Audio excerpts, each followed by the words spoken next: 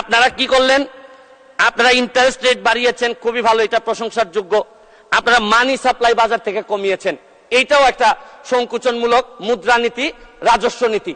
এই রাজস্ব নীতি করতে গিয়ে, সংকুচন করতে গিয়ে সবই ঠিক আছে মাননীয় স্পিকার, কিন্তু আমরা নিজেরা এমপিদের উপরও সংকুচন শুরু হয়ে গেল, আমাদের গাড়ির উপরও 25% একটা প্রস্তাবিত বাজেটে চলে আসলো মাননীয় স্পিকার। আমরা যে জিনিসটা বলতে চাই, কম্পেয়ার করে এই কথা বলতে চাই না স্পিকার, মাননীয় স্পিকার। কাদের সাথে কম্পেয়ার করব আমরা? আমার এলাকায় যত অফিসার আছে সবাই সরকার গাড়ি দেয়, নতুন নতুন গাড়ি দেয়, আর আমাদের কিনতে হয়। তাও আমারে ট্যাক্স মওকুফ করার কথা 25% এখন দিতে হবে। কিন্তু আমি মাননীয় প্রধানমন্ত্রী হইলে বলতাম, গত পরশুদিন আমি তো গাড়ি পেয়ে গেছি মাননীয় স্পিকার, গাড়ি পেয়ে বলবেন আমি গাড়ি পেয়ে গেছি, আমারে তো কোনো ট্যাক্স নেয় নাই মাননীয় স্পিকার।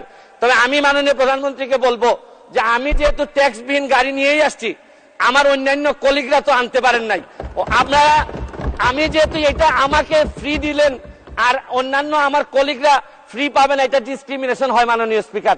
তারপরে আমি মহান সংসদে বলে দিচ্ছি, তারপরে যদি মনে করেন দেশের স্বার্থে 25% নিবেনই আমাদের উপর, যতই কষ্ট হোক, মানবতার মা উনি, উনার বিরুদ্ধে আমরা কোনো কথা বলতে পারবো না। হয়তো উনি দেশের স্বার্থেই বলেন, তারপরে বলবো যদি উনি নিশ্চিতি নিতেই চান, তাহলে আমার টাকাটা আমি কথা দিচ্ছি যে উনি যেদিন বাজেট পাস করবেন, এই 25% টাকা আমি নিজে নিয়ে এনবিআর এর কাছে দিয়ে আসবো মাননীয় স্পিকার। তাও আমি চাই না যে আমি যেটা পাইছি এটা আমার কলিগরা পাবে না, এটা হইতে পারে না মাননীয় স্পিকার।